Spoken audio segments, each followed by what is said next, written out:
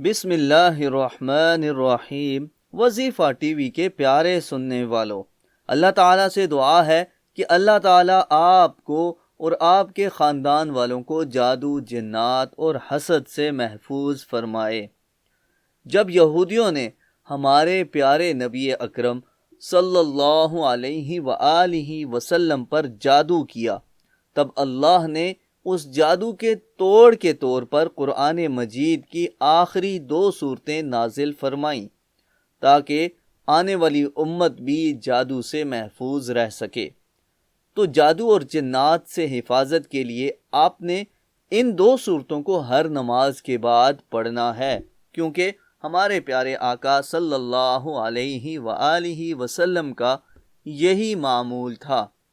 حضرت عقبہ بن عامر رضی اللہ عنہ سے روایت ہے کہ رسول کریم صلی اللہ علیہ وآلہ وسلم نے ہر ایک نماز کے بعد مجھ کو سورۃ الفلق اور سورۃ الناس پڑھنے کا حکم فرمایا۔ تو آپ بھی ہر نماز کے بعد ان 2 سورتوں کو پڑھ لیں۔